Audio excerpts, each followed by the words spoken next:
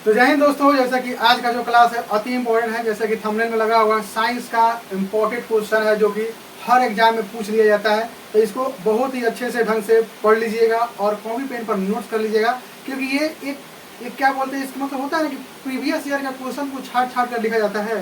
तो उसी प्रकार से ये जो बोर्ड पर लिखा गया है वो क्या हुआ है, छाट छाट कर लिखा गया है, जो कि चुनिंदा क्वेश्चनों में से एक है। तो आइए हम क्वेश्चनों को पढ़ते हैं और समझते हैं और अध्ययन करते हैं। तो चलिए पढ़ते हैं। देखिए, पहला हमारा है फेफड़ा। फेफड़ा का आकृति कैसा होता है? फेफड़ा का आकृति कैसा होता है? तो याद रखिएगा, फेफड़ा का आकृति शंक्वाकार होता है। कैसा होता है? शंक्वाकार होता है। ये बात याद रखिए, जो मनुष्य का जो फेफड़ा होता है उसकी आकृति कैसी होती है? शंक्वाकार होती है। कैसी होती है? शंक्वाकार होती है। ठीक है। उसके बाद ऑक्सीजन। ऑक्सीजन क्या है? देखिए, बहुत लोगों को ये नहीं पता होगा कि ऑक्सीजन आखिर है क्या, आखिर ये ऑक्सीजन होता क्या है। तो देखिए, याद रखिएगा, ऑक्सीजन एक एंजाइम है। आज से रट लीजिएगा, ऑक्सीजन एक क्या है? ऑक्सीजन एक एंजाइम है। याद रखिएगा, क्या है? एक ऑक्सीजन एक एंजाइम है। अच्छा, अब एक ऐसा प्रश्न इसके बाद नीचे वाला है जो एक अति इंपॉर्टेंट प्रश्न है, जो कि ये बहुत ही वीवीआई है। याद रखिएगा, पूछता है कि हीमोफीलिया अनुवांशिक रोग का वाहक कौन होता है? तो याद रखिएगा, पूछेगा वाहक जो होता है वो स्त्रियों और पुरुषों द्वारा अभिव्यक्ति होता है। यानी कहने का मतलब, देखिए, होता तो इसकी वाहक जो होती है स्त्री होती है, यानी औरत होती है, मगर ये जो लक्षण है ये पुरुषों में हो जाता है। ठीक ना। ये देखिए, जिसको वर्धांता रोग हुआ, जिसको कलर विजन बोलते हैं, जिसको कलर पहचानने में तकलीफ होता है, ये लाल और हरा में अनुभव नहीं, मतलब अंतर नहीं कर पाते हैं। तो ये चीज याद रखिएगा कि जितने भी जो वाहक होता है, जैसे कि हीमोफीलिया अनुवांशिक रोग का वाहक याद रखिए स्त्री होता है, और वर्धांता वाला रोग में भी क्या होता है? स्त्री वाहक होता है। और ये जो याद रखिएगा, ये पुरुषों द्वारा युक्त होता है। ये क्या हो जाता है? पुरुषों में चला जाता है। ठीक ना। इसकी मेन वाहक स्त्री ही होती है। आगे नाइट्रीकरण। ये देखिए, हर एग्जाम में पूछ दिया है नाइट्रीकरण। नाइट्रीकरण का अर्थ क्या होता है? नाइट्रीकरण का अर्थ क्या होता है? तो अमोनिया का नाइट्रेट में ऑक्सीकरण ही क्या कहलाता है? आपको नाइट्रीकरण कहलाता है। क्या कहलाता है? नाइट्रीकरण कहलाता है। ये बात आप दिमाग में डाल लीजिएगा, अति इंपॉर्टेंट प्रश्न है ये, आने वाले एग्जाम के उद्देश्य से है आपको। ठीक है। फिर उसके बाद आपको इस पृथ्वी पर अपमार्जक कौन है? बहुत ही इंपॉर्टेंट क्वेश्चन है। इस पृथ्वी पर अपमार्जक कौन है? तो याद रखिएगा, जीवाणु और कवक, यही जो है पृथ्वी पर क्या है? एक अपमार्जक है। क्या है? अपमार्जक है। साथ ही साथ हमारे चैनल पर जो भी लोग नए हैं, आप लोग जो भी नए हैं वो क्या कर दीजिए, चैनल को सब्सक्राइब कर लीजिए, एक लाइक प्यार से कर दीजिए, प्यार से कमेंट कर दीजिए, और अपने मित्र लोगों को जो भी फेसबुक व्हाट्सएप भी होता है उसको, इंस्टाग्राम पर जो भी होता है इसको शेयर कर दिया कीजिए। ठीक है। ये हमारे लिए वही गुरुदक्षिणा है।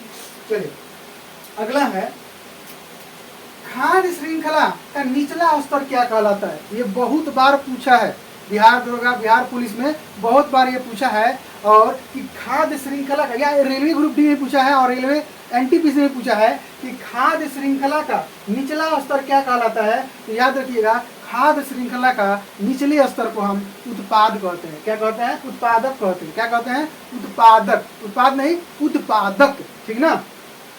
अब देखिए नीचे वाला, हृदय हार्ट की मरमर किससे क्या होता है? हृदय जो होता है, हम लोग का हार्ट हो जाए, दिल होता है, उसमें जो मरमर हो जाता है, मरमर यानी, ठीक ना, वो किसके कारण होता है? तो याद रखिए, थोड़ा सा नाम अटपटा है इसका, लेकिन फिर भी पढ़ लीजिएगा।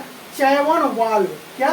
चयन आधा च य व न, चैवन वा आधा ल व, चैवन वाल्व। ठीक ना। इस तरीका बोलने का बस एक ही कारण है, क्योंकि यहाँ पर हमारा क्या नहीं है, डिजिटल बोर्ड तो है नहीं, तो इसके कारण आपको इस तरीके से बताया जा रहा है। ठीक है। हालांकि इस पर भी पढ़ाई हो सकता है।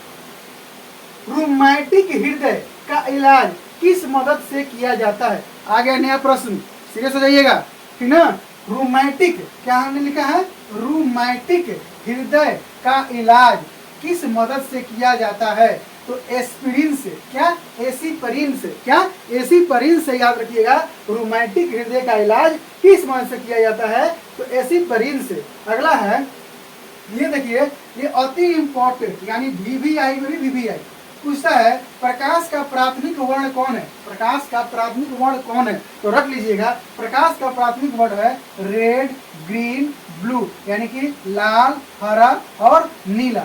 यही जो है आपको ये प्राथमिक वर्ण होते हैं। आपको कौन कौन, एक लाल हो जाएगा और एक आपको क्या बोलते हैं नीला हो जाएगा और एक आपको हरा हो जाएगा। ये प्राथमिक वर्ण है। अगर द्वितीयक पूछ देगा, अगर द्वितीय का वर्ण पूछ देगा तो याद रखिएगा नारंगी, क्या हो जाएगा, एक नारंगी हो जाएगा, नारंगी, और एक हो जाएगा आपको हरा और एक हो जाएगा बैंगनी, क्या हो जाएगा, एक बैंगनी। इसको रख लीजिएगा, ये आपको द्वितीयक है, क्या है, ये द्वितीयक रंग है, ये आपको प्राथमिक रंग है। क्या रंग है, ये प्राथमिक रंग है। प्राथमिक पूछे तो एक ट्रिक बताता हूँ आपको याद करने का। देखिए प्राथमिक पूछे तो आरजीबी, आप लोग जीबी में फॉर्म, जैसे आप लोग इंटरनेट में 1 GB 2 GB होता है ना, तो याद रखिए जीबी तो याद रह जाएगा, जीबी और आर पहले लगा लीजिएगा, आरजीबी, आरजीबी, और आरजीबी का मतलब रेड, ठीक है, ग्रीन और ब्लू। अब इसको याद रखिएगा, देखिए ओ जी बी, ठीक ना, मैजेंटा, मैजेंटा होने का होता है, जामुनी होता है, बैंगनी होता है, तो याद रखिएगा ओ जी एम, ओ जी एम, ऐसे ओ माई गॉड बोलते हैं ना, ओ माई गॉड, तो ओ जी एम, ठीक ना, इसी प्रकार से। तो आपको याद रखना है नारंगी, हरा, बैंगनी द्वितीय क्रम हो जाएगा। इस पर हम क्यों इतना टाइम दे रहे हैं, क्योंकि एग्जाम में पूछता है, ठीक है ना। अगला देखिए, अब देखिए दांत के बारे में आता है। देखिए दांत जो होता है ये 4 प्रकार का होता है, कौन कौन, कृंतक, रदनक, अग्रचौड़क और चौड़क।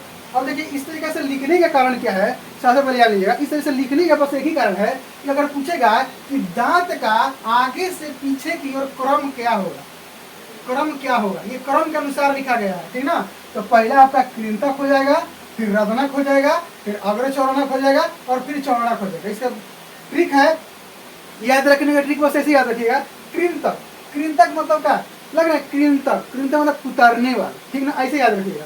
रदनक, रदनक मतलब रौंद दो, ऐसे याद रखिएगा। कृंतक, रदनक, अग्रचौड़क जो आगे है, और ये चौड़क, यानी जो का चौड़ा चौड़ा दांत है, ठीक ना। याद रखिए कृंतक, रदनक, अग्रचौड़क, चौड़क। ये पूछेगा क्रम क्या है, आगे से पीछे के क्रम का है, ठीक ना। अगला है आधात्मिक ऑक्साइड क्या है, तो एक अम्लीय ऑक्साइड है, ये पूछता है। और धात्विक ऑक्साइड, और धात्विक ऑक्साइड क्या है, तो ये अम्लीय ऑक्साइड है, क्या है, अम्लीय ऑक्साइड है। फिर है लार में कौन सा एंजाइम कार्बोहाइड्रेट को मल्टोज में तोड़ता है। ये देखिए बहुत ही वीवीआई क्वेश्चन है, बहुत ही वीवीआई क्वेश्चन है। क्वेश्चन है कि लार को कौन सा एंजाइम कार्बोहाइड्रेट को मल्टोज में तोड़ता है, तो एमाइलेज और टाइलिन, क्या, एमाइलेज और टाइलिन, बहुत बार पूछता है एग्जाम में। अगला क्वेश्चन है धातुओं के ऑक्साइड पर अम्ल के प्रभाव से कौन यौगिक बनता है, तो धातु लवण बनता है। धातुओं के ऑक्साइड पर अम्ल के प्रभाव से कौन सा यौगिक बनता है, तो याद रखिएगा धातुओं के ऑक्साइड पर अम्ल के प्रभाव से कौन सा यौगिक बनता है, तो धातु लवण बनता है। क्या बनता है, धातु लवण बनता है। चैनल पर नए हैं तो चैनल को सब्सक्राइब कर लीजिए, जैसे कि मैंने बार बार बोलते हैं आपको। नेक्स्ट है कौन सी धातु अम्ल और क्षार दोनों से अभिक्रिया करता है। It is very important question, है ना। पूछेगा कि एसिड और बेस जो होता है, यानी ये दोनों से रिएक्शन करने वाला कौन ऐसा मेटल है, यानी मेटल यानी अभिक्रिया करने वाला, ठीक ना, धातु है, यानी कि जिंक है। याद कर लीजिएगा जिंक, ठीक ना। जिंक जो है आपको याद रखना है कि कौन सी धातु अम्ल और क्षार दोनों से अभिक्रिया करता है, तो ये जिंक है। क्या है, जिंक। अब देखिए छोटा सा मधुमक्खी लिखा हुआ है। देखिए बचपन में मधुमक्खी काटता था तो भोजपुरिया में बोले तो हम लोग क्या करते थे, पहले चूना लगा लेते थे या किरासन और नमक को मिलाकर उसको लगा लेते, यानी कुछ ना कुछ जो भी जैसे बताता था वैसे हम यूज कर लेते थे। लेकिन याद रखिएगा इसको कहा गया है कि मधुमक्खी के काटने पर हम किस चीज का उपयोग करते हैं, तो बेकिंग सोडा का। किसका, बेकिंग सोडा। क्या हमने बोला, बेकिंग सोडा का प्रयोग किया जाता है। कैसा प्रयोग किया जाता है, बेकिंग सोडा का। तो कैसा लगा आज का ये सेशन, जरूर हमें बताएं, इसका फीडबैक जरूर दें आप लोग, ठीक है। और इसे निरंतर वीडियो आपको आते रहेगा, ठीक है। कुछ कारणवश आप लोग का वीडियो नहीं आ रहा था, लेकिन अब निरंतर आते रहेगा वीडियो अपडेट होते रहेगा। तो चैनल पर नया तो लाइक कमेंट शेयर सब्सक्राइब कर लीजिएगा। मिलते हैं नेक्स्ट क्लास में, तब तक के लिए जय हिंद, जय भारत, मस्त रहिएगा, खुश रहिएगा।